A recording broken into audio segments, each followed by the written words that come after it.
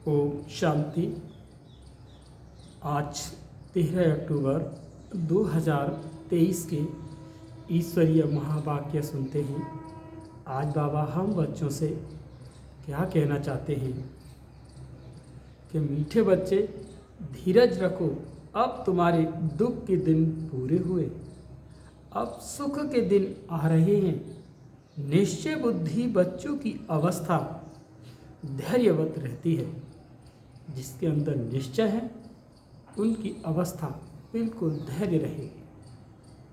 आज का क्वेश्चन है, किसी भी हालात में मुरझाइश ना आए, इसकी सहज विधि क्या है? उत्तर है कि ब्रह्मा बाप का सैंपल सदा सामने रखो। इतने ढेर बच्चों का बाप, कोई सपूत बच्चे हैं, कोई कपूत, कोई सर्विस करते हैं, कोई डिस सर्विस। फिर भी बाबा कभी मुरझाते नहीं, घबराते नहीं। फिर भी बच्चे क्यों मुरझा जाते हो? तुम्हें तो किसी भी हालत में मुरझाना नहीं है। गीत है, धीरज धर मनुआ, अब सुख के दिन आए कि आए। ओम शांति। धीरज धर मनुआ मनुष्य को नहीं कहा जाता, मन बुद्धि आत्मा में है। यह आत्मा को कहा जाता है। जो मन बुद्धि है ये प्राण बुद्धि है, इसे आत्मा को कहा जाता है। आत्मा को शिवाय परम पिता परमात्मा के और कोई कह न सके कि धैर्य रखो, क्योंकि अधैर्य को ही धैर्य दिया जाता है। अगर ईश्वर सर्वव्यापी है तो उसको अधैर्य कहा नहीं जा सकता। मनुष्य इस समय सब अधैर्य हैं, दुखी हैं। इसीलिए धैर्य देने के लिए, सुख के दिन सुख देने के लिए बाप आए हैं। कहते हैं अब धैर्य धरो। बाप के महावाक्य सिर्फ तुम्हारे लिए नहीं, वास्तव में सारी दुनिया के लिए हैं। सारी दुनिया आहिस्ते आहिस्ते सुनती रहेगी। जो सुनते हैं वो आते रहते हैं। सबका सद्गति दाता, दुख हरता एक बाप ही है। ये है ही दुख की दुनिया।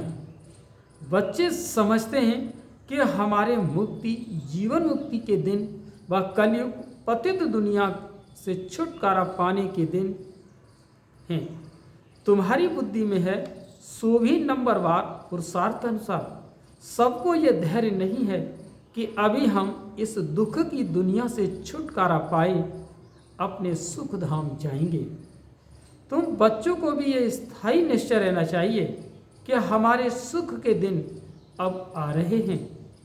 अगर श्रीमत पर चलते रहेंगे तो इसमें आशीर्वाद व कृपा आदि की बात नहीं है।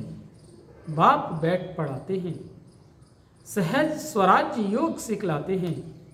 पढ़ाई को नॉलेज भी कहा जाता है। तुम बच्चों को श्रेष्ठ मत दे रहे हैं। पहले पहले तो अटल निश्चय चाहिए कि वो नीचे ऊपर नहीं हो सकते। गाते परवाह थी पार ब्रह्म में रहने वाले की, वो पा लिया तो बाकी क्या चाहिए। यह तो निश्चय है, उस बाप से स्वर्ग का वर्षा मिलना है। तो धैर्य पहले से स्थायी मिल जाता है। यह है अविनाशी धैर्य। सर्टेन है हम श्रीमत पर श्रेष्ठ ते श्रेष्ठ और श्रेष्ठाचारी राज्य भाग्य स्थापन कर रहे हैं। बगैर कोई लड़ाई झगड़े तो फिर मुरझाने की क्या दरकार। भल घर में 10-12 बच्चे हों, बाबा को तो देखो हजारों लाखों बच्चे हैं। कई बच्चे हंगामा भी मचाते हैं। कोई सपूत बच्चे हैं, कोई कपूत हैं, कोई सर्विस करते हैं, कोई तो डिस सर्विस भी करते हैं। फिर बाबा कभी घबराता है क्या? तो बच्चों को भी घबराना नहीं चाहिए। गृहस्थ व्यवहार में भी रहना है। एक तरफ है हठ योग कर्म संन्यास, तुम्हारा है बेहद का संन्यास। ये है राजयोग। तुम्हें गृहस्थ व्यवहार में रहते बाप से वर्षा पाना है। बहुत सही है। अभी तो अपने सुख धाम के झाड़ दिखाई पड़ रहे हैं। परोक्ष अप्रोच बुद्धि से जानते हैं। बाबा कहते हैं कि साक्षात्कार हो न हो, पुरुषार्थ करते हैं भविष्य स्वराजधानी के लिए। एम ऑब्जेक्ट तुम्हारे सभी के सामने है।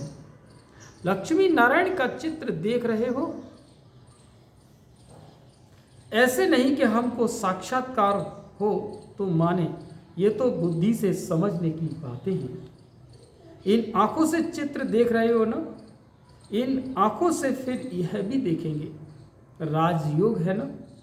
बुद्धि भी कहती है बरोबर चित्र रखें, फिर साक्षात्कार क्या कराएं।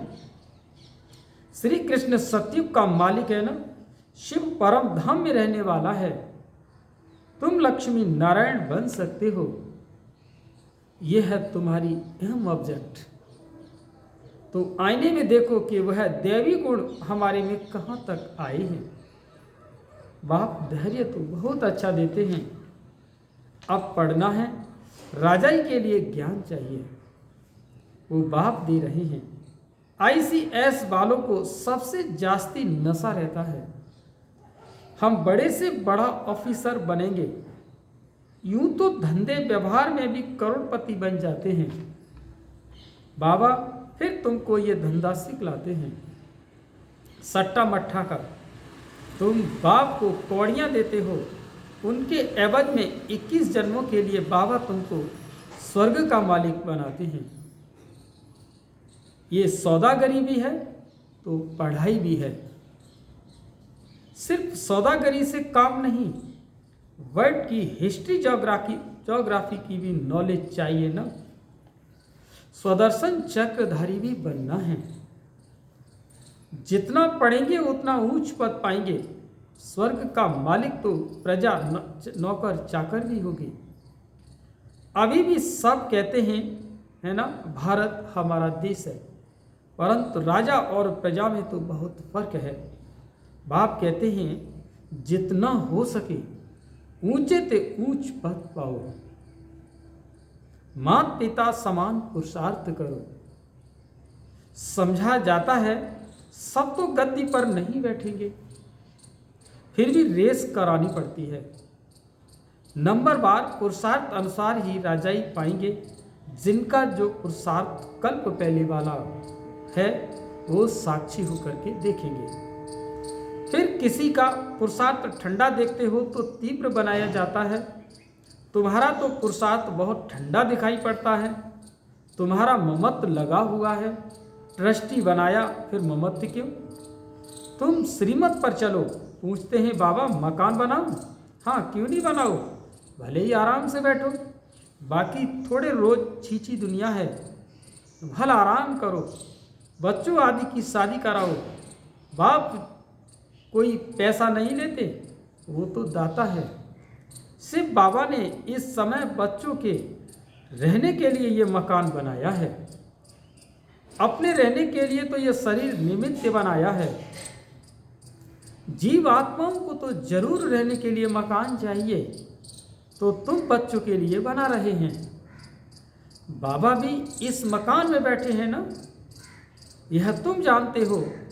हमारा वो है आत्माओं का बाप और यह है शरीर का बाप।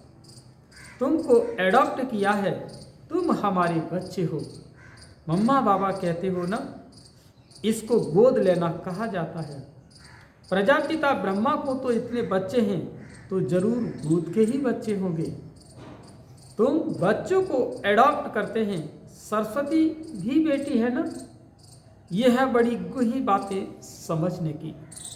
गीता भागवत आदि तो तुम भी पढ़े हो, ये बाबा भी पढ़ा है, परंतु अब तो श्रीमत मिलती है ये ड्रामा के अनुसार। सो कुछ कहाँ सो ड्रामा अनुसार, उसमें जरूर कल्याण ही होगा। नुकसान होता है उसमें भी कल्याण है, हर बात में कल्याण है। सिर्फ बाबा है ही कल्याणकारी। उनकी मत अच्छी है। अगर उस पर कोई शंका रही तो श्रीमत पर चल, अपनी मत चलते हैं, इससे धोखा खाएंगे। फिर से बाबा क्या करे? कदम कदम पर राय पूछना है। सुप्रीम पंडा तो बैठा है ना। बहुत बच्चे ये बात भूल जाते हैं क्योंकि योग में नहीं रहते। योग अथवा याद को ही यात्रा कहा जाता है। याद नहीं करते तो समझे हम रेस्ट ले रहे हैं। यात्रा पर जाकर कोई रेस्ट लेते हैं? तुम भी अगर रेस्ट लेते हो तो याद नहीं करते हो तो विकर्म भी विनाश नहीं होंगे और आगे भी नहीं बढ़ेंगे। याद नहीं करते तो नज़दीक नहीं जाते। आत्मा थक जाती है, बाप को भूल जाती है। बाप कहते हैं तुम यात्रा पर चल रहे हो, रात को तुम रेस्ट लेते ही हो। ऐसे नहीं कि रात को तुम नींद में हो तो यात्रा पर हो, नहीं, वो रेस्ट है। अब जागते हो तब यात्रा पर हो। नींद में कोई विकर्म विनाश नहीं होंगे। बाकी हाँ, दूसरे कोई विकर्म होते नहीं तो बाप सभी बातें समझाते हैं, परंतु अमल में भी जब कोई लाए। ढेर पॉइंट्स बताते रहते हैं। वैरायटी की पॉइंट्स तब बुद्धि में आती है जब बैरिस्टरी पढ़ते हैं, डॉक्टरी व इंजीनियरिंग पढ़ते हैं, फिर वो डॉक्टर अथवा इंजीनियर आदि बनते हैं। जो जैसा कोर्स करते हैं वैसा बनते हैं। यहाँ तो एक ही कोर्स है, चलते चलो। तुम्हारे सिर पर जन्म जन्मांतर का पापों का बोझा है, बहुत है। उनको विनाश करने का उपाय एक ही है, बाप को याद करना, नहीं तो पद भ्रष्ट हो पड़ेंगे। माला बनी हुई है ना, 9 रत्नों का भी गायन है। ये कहाँ से आए सो मनुष्य नहीं जानते। 8 रत्न हैं जो रुद्र की माला बनते हैं। तो पुरुषार्थ अच्छा करना चाहिए। स्टूडेंट अच्छा पढ़ते हैं तो रजिस्टर से माँ बाप को भी पता लगता है। यहाँ तो बाप टीचर भी है तो वही जाने। तुम जानते हो बाप के पास रजिस्टर का भी उनको पता पड़ता है। तुम भी अपने रजिस्टर को समझ सकते हो, कहाँ तक हमारी में गुण है और मैं कहाँ तक आप समान में बनाता हूँ। इतनी ताकत है जो कोई सामने देखे उनको शरीर भुला दे। कहा जाता है हिम्मत मर्दा और मदद खुदा। बाप बहुत मदद देते हैं, तुम भी मदद देते हो योग की। बाप को चाहिए ही पवित्रता की मदद। सारी पतित दुनिया को पावन बनाना है योग बल से। जितना जितना जो योग की मदद देंगे उतना बाबा खुश होंगे। ये बाबा के लिए मदद है, वह अपने लिए। तुम जितना पढ़ेंगे उतना ऊंच पद पाएंगे और जितना याद करेंगे उतना मुझे पवित्रता की मदद करेंगे। मैं आया हूँ पतितों को पावन बनाने। पावन दुनिया के लिए पतित और पावन यहाँ बनते हैं। वो तो है ही निराकारी दुनिया। गाते भी हैं पतित पावन आओ। समझते नहीं कि पावन दुनिया किसको कहा जाता है। सीता को रावण की जेल से दुख से छुड़ाया तो फिर सुख चाहिए। औरों को शांति बहुत मिलती है, सुख थोड़ा मिलता है। तुमको सुख भी बहुत मिलता है तो दुख भी बहुत मिलता है। पिछाड़ी में तो जो आत्माएं आती हैं थोड़ा पार्ट बजाए वापस चली जाती हैं। 1-2 जन्म भी लेते हैं और थोड़ा समय आया और ये गया। तुम्हारे तो 84 जन्मों की बात है, उनकी 1-2 जन्म की बात है। तुम 84 जन्मों को जानते हो। चक्र को जानने से चक्रवर्ती राजा बनते हो, वह थोड़े ही बन सकेंगे। उनके लिए ये ज्ञान नहीं है, ये ज्ञान तुम्हारे लिए है जिन्होंने कल्प पहले भी ज्ञान लिया है। अब तुमको पुरुषार्थ करना है और पुरुषार्थ का समय अभी है और तुम्हारे लिए ही पुरुषार्थ की बात है। देवी देवता धर्म बहुत सुख देने वाला है और इतना सुख और कोई दे न सके। ये अनादि ड्रामा बना हुआ है। सभी को तो हीरो हीरोइन का पार्ट नहीं मिल सकता। किस्म किस्म के मनुष्य हैं, उनमें भी अच्छे बुरे अनेक प्रकार के हैं। श्रेष्ठ से श्रेष्ठ देवी देवता हैं और श्रेष्ठ उनको कहा जाता है जो सतयुग में ही होते हैं और उन्हों के चित्र भी हैं। परंतु ये कैसे बने ये नहीं जानते। कोई तो फिर कहते हैं श्री कृष्ण हाजरा हजूर है, भगवान भी हाजरा हजूर है। इन सब बातों को तुम बच्चे अब समझ गए हो। यह एम ऑब्जेक्ट बहुत अच्छी है समझाने के लिए। सबको निमंत्रण जरूर देना है। अखबार से सबको निमंत्रण मिल रहा है, बाकी टाइम बहुत थोड़ा है। अब तक बच्चे यात्रा करते करते थक जाते हैं तो बैठ जाते हैं और माया के तूफान सहन नहीं कर सकते। युद्ध के मैदान में माया तो जरूर पकड़ेगी, रुस्तम से रुस्तम होकर के लड़ेगी, जोर से तूफान आएंगे।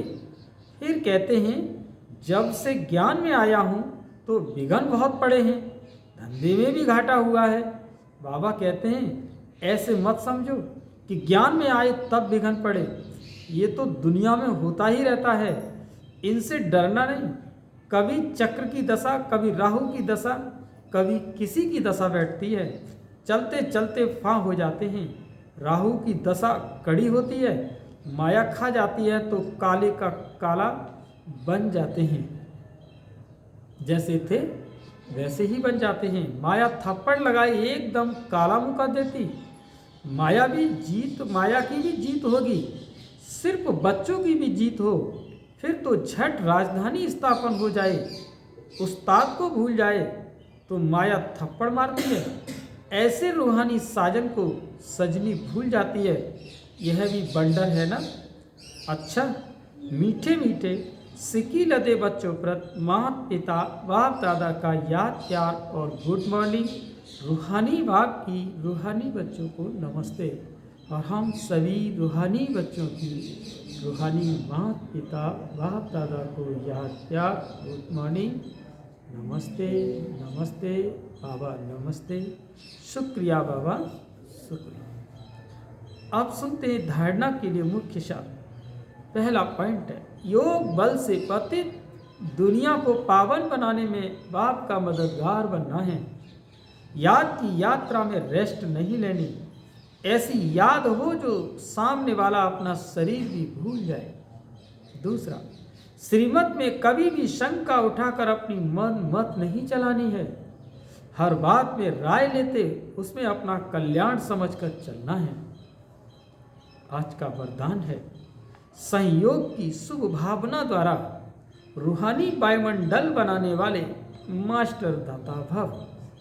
सहयोग की शुभ भावना द्वारा रूहानी वायुमंडल बनाने वाले मास्टर दाता भव। जैसे प्रकृति अपने वायुमंडल के प्रभाव का अनुभव कराती है, कभी गर्मी कभी सर्दी, ऐसे आप प्रकर जीत सदा सहयोगी सहज योगी आत्माएं अपने शुभ भावनाओं द्वारा रूहानी वायुमंडल बनाने में सहयोगी बनो।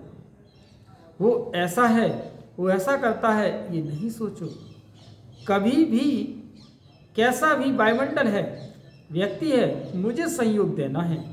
दाता के बच्चे सदा देते हैं, तो चाहे मनसा से सहयोगी बनो, चाहे वाचा से, चाहे संबंध संपर्क के द्वारा, लेकिन लक्ष्य हो सहयोगी जरूर बनना है। आज का स्लोगन है इच्छा मात्रम अविद्या की स्थिति द्वारा सर्व की इच्छाओं को पूर्ण करना ही कामधेनु बनना है। इच्छा मात्रम अविद्या की स्थिति द्वारा सर्व की इच्छाओं को पूर्ण करना ही कामधेनु बनना है। अच्छा, तो शांति। ये थे आज बाबा के महावाक्य। जल्दी 7:30